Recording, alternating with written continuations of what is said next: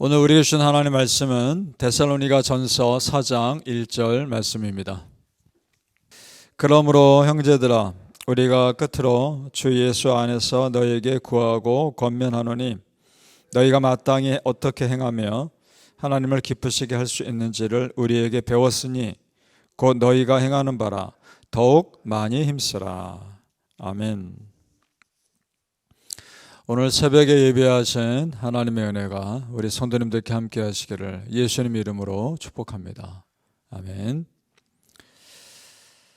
자, 오늘 데살로니가 교회 바울 사도가 전한 말씀은 하나님 앞에서 거룩하라는 내용입니다. 하나님 앞에서의 거룩함이란 영적으로 육체적으로 죄 짓지 말고 살라는 겁니다. 자, 바울이 이렇게 말하는 이유는 그 당시 초대교회 유행처럼 번졌던 영지주의 이단 때문입니다. 영지주의는 사람의 육체를 하찮게 여기고 영혼만 귀하다라고 여기는 이단이었습니다. 그래서 거룩하신 예수님이 사람의 몸을 입고 이 땅에 오실 리가 없다라고 주장합니다. 그래서 예수님이 십자가에 못 박혀 죽인 것은 그렇게 보였을 뿐이지 실제로는 그런 일은 일어나지 않았다라고 주장합니다. 가볍게 들으면 마치 예수님을 굉장히 존귀하게 높이는 것처럼 들릴지 모르겠지만 우리 기독교 진리에 있어서는 굉장히 심각한 문제를 일으킵니다. 여러분, 예수님이 실제 사람의 몸을 입고 이 땅에 오셔야 했고 그래서 십자가에 못 박혀 죽으셔야 그 예수님의 죽으심이 우리를 대신하는 죽으심이 되는 겁니다. 예수님은 실제 사람 몸을 입고 이 땅에 오셨습니다. 그러니까 영지주의 이단은 굉장히 위험한 이단입니다. 그뿐만이 아닙니다. 이 사람들이 또 어떤 생각을 했느냐 하면 육체를 소중히 여기지 않았기 때문에 이 땅에서 육체적으로 어떤 삶을 살아도 상관없다라고 여겼던 삶을 살았습니다. 자연스럽게 방탕한 삶으로 이어지죠. 그런 그들의 모습이 초대교회에 굉장히 나쁜 영향을 끼칩니다. 그래서 바울 사도가 3절에서 뭐라고 하는지를 보죠. 우리 3절 말씀 같이 읽어보겠습니다. 시작. 하나님의 뜻은 이것이니 너희의 거룩함이라 곧 음란을 버리고. 아멘. 따라서 크리스찬은 영적으로도 충만해야 하고요 육체적으로도 경건해야 함을 말씀합니다. 영과 육이 밸런스를 잘 맞춘 삶이어야 한다는 겁니다. 자, 그래서 항상 느끼는 거지만 성경을 바르게 아는 것이 참 중요하다는 겁니다. 성경이 무엇을 중요하게 생각하고 어떤 의도에서 이 말씀이 나온지를 바르게 아는 것이 정말 중요하다는 겁니다. 자, 우리가 성경을 해석하는 데는 한계가 있습니다. 사람인지라. 그래서 이 땅에 성경을 완벽하게 해석할 수 있는 사람은 아마 아무도 없을 겁니다. 따라서 각 지금 개신교 안에도 여러 교단들이 있는데 교단마다 각자 나름대로 신학적인 백그라운드를 가지고 나름대로 신학적인 안경을 가지고 성경을 해석합니다. 교단마다 조금씩 다릅니다. 성경을 바라보는 관점이. 그런데 여러분, 그래도요 우리가 속한 보수적인 개혁주의 신앙의 전통을 가진 교단이 그래도 예수님 중심의 성경 해석을 합니다. 그래도 바르게. 그래서 여기서 우리 교회단에 속한 개혁주의라는 신앙의 전통은 뭔가 새로운 것을 하는 것이 아니라 성경에서 원래 의도하는 대로 돌아가자는 그런 의미의 개혁인 겁니다. 그래서 성경 말씀으로부터 너무 멀어진 삶에서 다시 돌아가자는 그런 개혁인 겁니다. 그러니 성경 말씀 원래 뜻을 알고자 나름대로 노력하는 거죠. 자, 성도님들, 성경을 많이 하는 것도 중요하고요 성경을 바르게 하는 것도 중요하기에 항상 지혜를 달라고 간구하시기를 바랍니다. 아멘.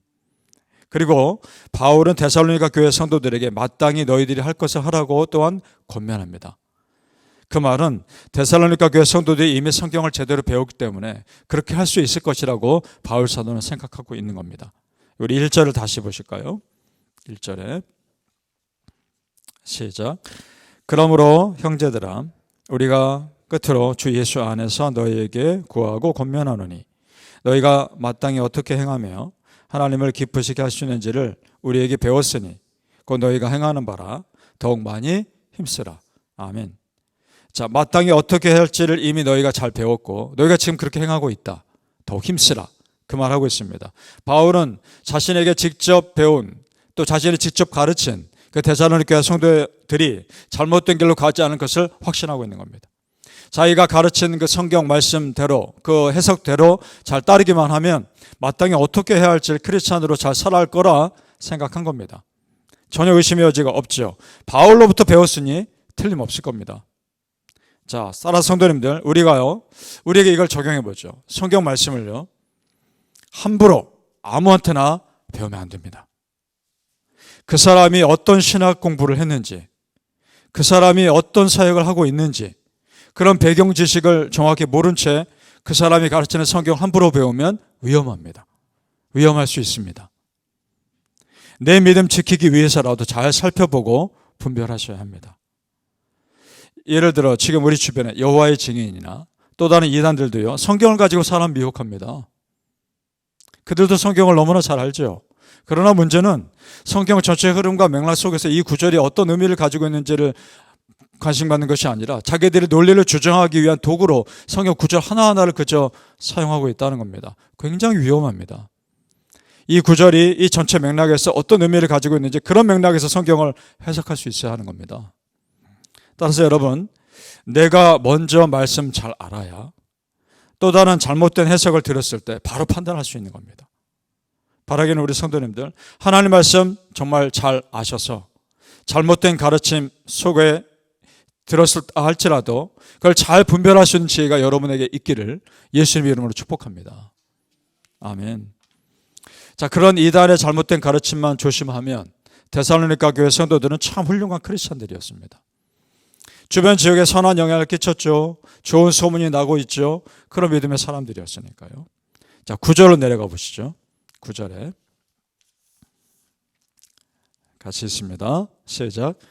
형제 사랑에 관하여는 너에게 쓸 것이 없음은 너희들 자신이 하나님의 가르치심을 받아 서로 사랑합니다. 아멘.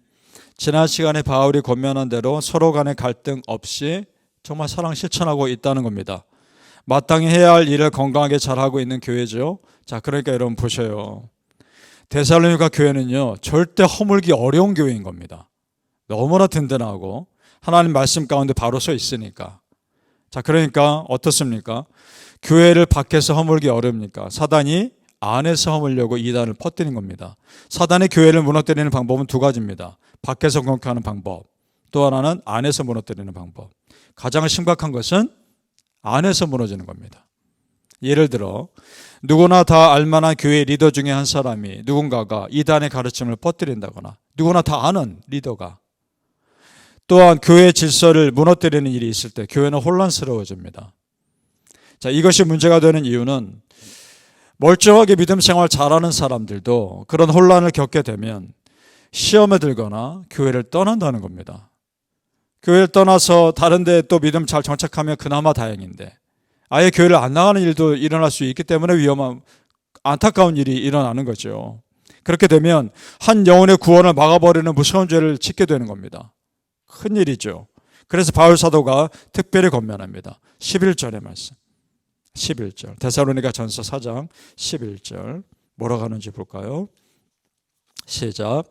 또 너희에게 명한 것 같이 조용히 자기 일을 하고 너희 손으로 일하기를 힘쓰라. 아멘.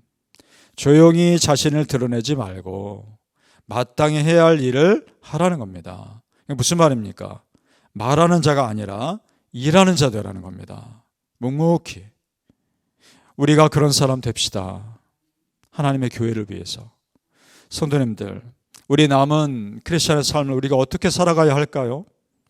우리 남은 삶 얼마 남지 않았는데 내 남은 삶을 어떻게 채워야 할까요? 우리가 하나님의 영광을 위해서 한번 생각해 보셨습니까?